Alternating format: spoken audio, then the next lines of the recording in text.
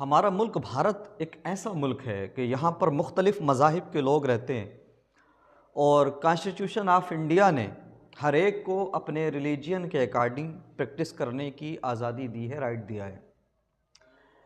इस मुल्क में बेशुमार लोग हैं जिनकी विचारधारा अलग है, जिनका मज़हब अलग है, जिनकी सोच अलग है, लेकिन सबको एक जैसा, सबको समान अधिकार दिया है हमारे संविधान की तरफ से। इसी हिंदुस्तान में कहीं पर लोग आपको मस्जिदों में नमाज़ पढ़ते हुए नज़र आएंगे, अज़ान पढ़ते हुए नज़र आएंगे, तो कहीं पर आपको मंदिरों में भजन और कीर्तन करते हुए नज़र आएंगे। कहीं पर सिखों का गुरुद्वारा नज़र आएगा तो कहीं पर चर्च नज़र आएगा। हिंदुस्तान के अंदर अलग अलग नस्ल के लोग, अलग अलग मज़हब और रिलीजन के लोग रहते हैं और सबको कॉन्स्टिट्यूशन ऑफ इंडिया ने एक अपने तरीक़े से ज़िंदगी गुजारने का, अपने मज़हब के हिसाब से ज़िंदगी गुजारने की आज़ादी दी है, अधिकार दिया है। लेकिन हमेशा कुछ संगठन ऐसे हैं, कुछ संस्थाएं ऐसी हैं जो नफ़रत का बीज बोती रहती हैं, नफ़रत फैलाती रहती हैं हिंदुस्तान के अंदर, कभी किसी चीज़ को लेकर, कभी किसी चीज़ को लेकर। मेरे मुस्तफ़ा करीम सल्लल्लाहु अलैहि वसल्लम के प्यारे दीवानों, और अज़ान को लेकर आए दिन नए नए तरह के जो मामलात होते हैं वो सामने आते हैं और बयानबाजियाँ सामने आती हैं। कभी बजरंग दल के लोग, तो कभी आरएसएस के लोग, तो कभी किसी संस्था के लोग, किसी संगठन के लोग अज़ान के बारे में बकवास करते हुए नज़र आते हैं। आप मुझे बताइए, ये हिंदुस्तान है, यहाँ पर नमाज भी होती है, अज़ानें भी होती हैं, मंदिर में कीर्तन पूजन भी होता है और भजन भी होते हैं। जब रामलीला होती है तो 9 दिन तक कंटिन्यू पूरी पूरी रात भजन कीर्तन होते हैं, रामलीला चलती है लाउड स्पीकर पर। क्या कभी आपने सुना कि किसी मुसलमान ने ऑब्जेक्ट किया हो, अंगुश्त नुमाई की हो, उंगली उठाई हो, या कोर्ट के अंदर याचिका दी हो कि साहब ये लगातार कंटिन्यू 10-10 दिन ये काम करते हैं, रामलीला करते हैं, तो पूरी पूरी रात लाउड स्पीकर पे करते हैं? नहीं ना। क्यों? मुसलमान जानता है भाई, लकुम दीन हुकुम वलिया दीन, तुम्हारा दीन तुम्हारे लिए है, हमारा दीन हमारे लिए, तुम्हारा धर्म तुम्हारे लिए और हमारा दीन हमारे लिए। मुसलमान जानते हैं कि जिस संविधान ने, कॉन्स्टिट्यूशन ऑफ इंडिया ने हमें आज़ादी दी है अज़ान देने की, तुम्हें भी आज़ादी दी है कीर्तन पूजन करने की। आप मुझे बताइए, आप हकीकत की निगाह से देखिए और नफ़रत का चश्मा उतार कर फैसला कीजिए, जो गैर मुस्लिम हैं वो भी फैसला करें। आपने अभी न्यूज़ पढ़ी होगी कि गुजरात के हाई कोर्ट में बजरंग दल के एक नेता की तरफ से एक याचिका दायर की जाती है और उसमें कहा जाता है साहब कि ये मुसलमानों के मस्जिदों में जो अज़ान होती है उससे नॉइज़ पोल्यूशन हो रहा है और इससे हमारे बच्चों की नींद ख़राब होती है, नॉइज़ पोल्यूशन बढ़ रहा है और बच्चों की सेहत पे असर पड़ रहा है और लोगों की नींदें ख़राब होती हैं, लिहाजा अज़ान पर हमेशा के लिए पाबंदी लगा दी जाए। लेकिन बजरंग दल का वो नेता शायद ये भूल रहा था कि हमारी अदलिया में, हमारे जो कोर्ट हैं वहाँ पर अब भी मुनसिफाना मिजाज रखने वाले जजेस बैठते हैं। हाई कोर्ट जो गुजरात का है, वहाँ की जो चीफ जस्टिस हैं, उन्होंने कुछ वाजिब सवाल किए और उसके बाद उस याचिका को खारिज कर दिया। कहा कि तुम्हें 2 मिनट 3 मिनट की अज़ान से प्रॉब्लम है, दिक्कत है, उससे नॉइज़ पोल्यूशन होता है, लेकिन 8-8 घंटे 5-5 घंटे जो भजन कीर्तन मंदिरों में होता है उससे तुम्हें दिक्कत नहीं होती। और ये हकीकत है, हर शहर के अंदर अगर मस्जिद हज़ारों में है तो मंदिर भी हज़ारों में हैं। मस्जिद में अज़ान होती है 2 मिनट 3 मिनट में, जबकि मंदिरों के अंदर 4 बजे से लेकर सुबह 8, 9, 10 बजे तक लगातार भजन माइक पर बजते रहते हैं, लाउड स्पीकर पर। लेकिन हमें कोई प्रॉब्लम नहीं, हमने कभी कोई ऐसी याचिका दायर नहीं की, ना हमने कभी ऑब्जेक्ट किया। भाई तुम्हारा मसला है, तुम अपने मज़हब के हिसाब से ज़िंदगी गुजारो, हम अपने मज़हब के हिसाब से ज़िंदगी गुजारते हैं। तो गुजरात हाई कोर्ट के जजेस ने कहा, आप ये बताइए कि अगर 5 वक्त की अज़ान का टाइम काउंट किया जाए तो मुश्किल से 10-11 मिनट बनते हैं, 10 मिनट बनते हैं। 10 मिनट में नॉइज़ पोल्यूशन हो रहा है, उससे लोगों को दिक्कत हो रही है, तुम्हारे बच्चों की सेहत ख़राब हो रही है, लेकिन 8-8 घंटे 5-5 घंटे जो भजन बजते हैं लाउड स्पीकर पर मंदिरों में, उससे तुम्हें कोई दिक्कत नहीं है, उससे तुम्हें कोई प्रॉब्लम नहीं है। उसके बाद गुजरात हाई कोर्ट ने उस याचिका को खारिज कर दिया और कहा कि इन फ्यूचर अगर ऐसी याचिका आए तो उसको बढ़ाया ही नहीं जाए, उसको पहले ही डिसमिस कर दिया जाए, उसको आगे ना ले जाया जाए। तो हाई कोर्ट के जजेस ने बजरंग दल हो या आरएसएस हो, इन लोगों को आईना दिखा दिया, बजरंग दल वालों को, कि तुम सिर्फ नफरत की राजनीति करते हो, नफरत फैलाना जानते हो। अगर तुम्हें लाउड स्पीकर के वॉल्यूम से प्रॉब्लम होती, लाउड स्पीकर की आवाज़ से प्रॉब्लम होती, तो तुम्हें फिर मंदिर में 5-5 घंटे होने वाले भजन से भी दिक्कत होती, सिर्फ 2 मिनट 3 मिनट की अजान से नहीं। समझ रहे हो आप? अगर वॉइस से प्रॉब्लम होती, लाउड स्पीकर पर आवाज़ से प्रॉब्लम होती, तो तुम्हें फिर कई कई दिन तक चलने वाली रामलीला और दूसरे धार्मिक स्थलों पर चलने वाले प्रोग्रामों त्योहारों से भी दिक्कत होती।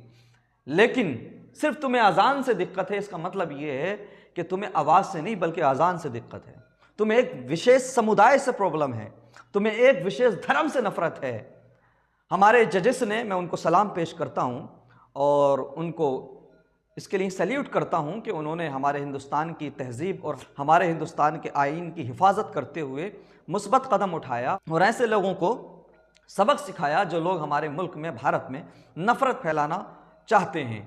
हम आह भी करते हैं तो हो जाते हैं बदनाम, वो कत्ल भी कर दें तो चर्चा नहीं होता। एक बात याद रखिए, ज़िंदगी को आसान बनाइए, ज़िंदगी को मुश्किल मत बनाइए। भाई तू क्या खाता है, तू क्या पहनता है, फला क्या पढ़ता है, कैसे प्रैक्टिस करता है, कैसे इबादत करता है, प्रेयर करता है, इससे क्या फ़र्क पड़ता है? आप अपना देखिए, और अगर आप दूसरे का हिसाब लगाओगे तो दूसरा तुम्हारे बारे में भी हिसाब लगाएगा। तो इससे नफ़रतें बढ़ती हैं, इससे दूरियां बढ़ती हैं। ये हिंदुस्तान है जनाब, ये भारत है। अगर हमें ये भारत प्यारा ना होता, ये हिंदुस्तान हमें महबूब ना होता, तो हम ये छोड़ करके पाकिस्तान चले गए होते।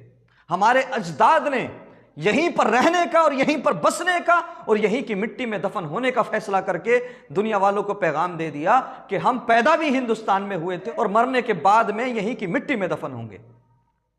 इसलिए ये हिंदुस्तान सबका है, ये भारत सबका है। आप अपने मज़हब के अकॉर्डिंग, आप अपने धर्म के मुताबिक ज़िंदगी गुजारिए, हमें कोई फ़र्क नहीं पड़ता। और हम अपने मज़हब के अकॉर्डिंग ज़िंदगी गुजारते हैं, अपने रिलीजन के अकॉर्डिंग ज़िंदगी गुजारते हैं, आपको भी कोई फ़र्क नहीं पड़ना चाहिए।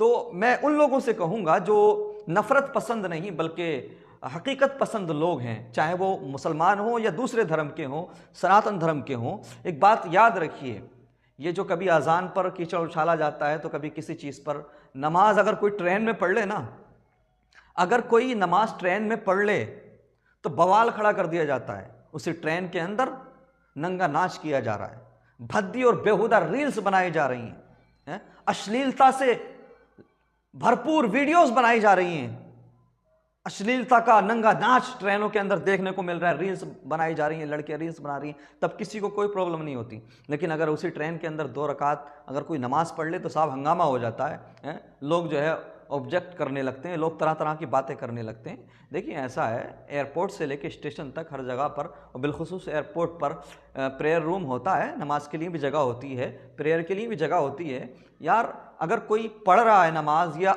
वो पूजा कर रहा है अपने मज़हब के अकॉर्डिंग, चाहे वो जहाँ भी कर रहा हो, तो आपको अपने आप से मतलब रखना चाहिए, है? आपको क्या हमने कभी रोका? क्या कभी किसी मुसलमान को, किसी हिंदू को पूजा करते हुए, रोकते हुए देखा आपने? कभी आपने ऐसा सुना कि साहब फला हिंदू पूजा कर रहा था या ट्रेन में अपने धर्म के हिसाब से पूजा कर रहा था, उसको रोक लिया किसी मुसलमान ने, या एयरपोर्ट पे या स्टेशन पे? कभी आपने सुना? नहीं।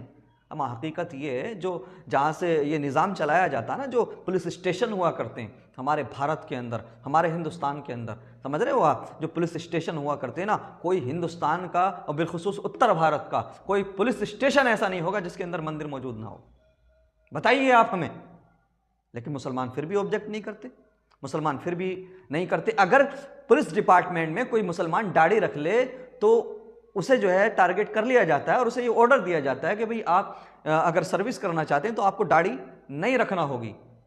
ये जो है दाढ़ी, ये आपके धर्म का सिंबल है, ये पहचान है। अच्छा जी, लेकिन अगर थानों में जाकर देखोगे, पुलिस स्टेशंस में जाकर देखोगे, तो कोई पुलिस स्टेशन ऐसा बचा हुआ नहीं है जिसके अंदर मंदिर ना हो या मूर्तियां ना रखी हुई हो इनके, जबकि वो तो एक कानून की जगह है, वो तो सबके लिए है ना, मुसलमान, हिंदू, क्रिश्चियन, बुद्धिस्ट, सिख, सबके लिए पुलिस स्टेशन होता है ना। वो तो कोई धार्मिक जगह नहीं है ना, वो तो कोई धार्मिक स्थल नहीं है ना, वो तो एक ऐसी जगह है कि जहां पर इंसाफ किया जाए, लोगों की परेशानियों को दूर किया जाए। लेकिन हकीकत यही है कि हमारे हिंदुस्तान के अंदर और बिलखुसूस उत्तर भारत में हिंदी शासित राज्यों में आप देखेंगे तो कोई पुलिस स्टेशन ऐसा नहीं मिलेगा कि जिसके गेट पर या अंदर या बाहर या उसके आसपास में मंदिर ना हो। लेकिन हम कभी ऑब्जेक्ट नहीं करते, हम कभी नहीं कहते कि साहब ये क्यों है, ऐसा क्यों है, ये तो मतलब एक सेक्युलर जगह होनी चाहिए, ये तो सबके लिए होना चाहिए, तो किसी विशेष धर्म का यहाँ पर मसला क्यों, इबादत गाह क्यों है, पूजा का स्थल क्यों है? नहीं ना, हम नहीं कहते। उसकी वजह यह है, हम खुदाए यकता को मानने वाले लोग हैं, खुदाए वाहिद को मानने वाले लोग हैं। हमने जब उसको मान लिया तो हमें किसी से मतलब क्या रह गया? आप चाहें स्टेशंस, रेलवे स्टेशंस पर आप मंदिर बनाएं, या आप जो है पुलिस स्टेशन के अंदर आप मूर्ति पूजा करें, या धार्मिक स्थल बनाएं, या आप जो है मंदिर बनाएं, हमें फ़र्क नहीं पड़ता। तो जिस तरह से हम इंटरफेयर नहीं करते, जिस तरह से हम ऑब्जेक्ट नहीं करते, आपको भी आपत्ति नहीं होना चाहिए कि साहब अजान बंद कर दी जाए और ऐसा कर दिया जाए और वैसा कर दिया जाए, खुले में नमाज नहीं हो सकती और ऐसा नहीं हो सकता और वैसा नहीं हो सकता। देखिए कंप्रोमाइज़ करना पड़ता है। अगर आप दूसरों की इबादत, दूसरों की प्रेयर को बर्दाश्त नहीं करेंगे तो फिर बताइए आपकी इबादत, आपकी जो प्रेयर है, आपकी जो पूजा, उसको कौन बर्दाश्त करेगा? तो इस गलत फहमी को दूर कीजिए कि हिंदुस्तान सिर्फ आपका है, सिर्फ आपका नहीं है। हिंदुस्तान यहाँ पर बसने वाले हर एक भारतीय का है, यह मुल्क हर एक हिंदुस्तानी का है। इस मुल्क के लिए अगर भगत सिंह ने कुर्बानी दी है तो मौलाना अबुल कलाम आज़ाद ने भी कुर्बानी दी है। अगर गांधी जी ने इस मुल्क के लिए कुर्बानी दी है तो वीर अब्दुल हमीद ने भी अपनी गर्दन दी है इस मुल्क की हिफाजत के लिए। इसलिए नफरतें फैलाना बंद कीजिए।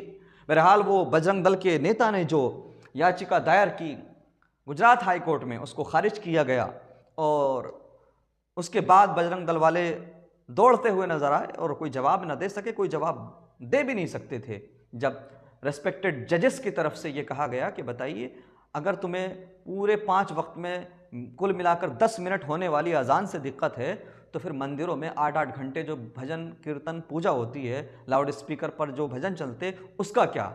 उसके बाद रेस्पेक्टेड जजेस ने उस याचिका को खारिज कर दिया और उसके बाद ये मैसेज दिया, ये पैगाम दिया कि नफ़रत छोड़िए, भारत को आगे बढ़ाने की सोचिए, भारत की तरक्की के बारे में सोचिए, भारत के डेवलपमेंट के बारे में सोचिए। ये मंदिर मस्जिद, ये अजान, ये भजन, इन सब चीज़ों से, ये सब चीज़ें करने से और इन पर नफ़रतें फैलाने से हिंदुस्तान कभी आगे नहीं बढ़ सकता।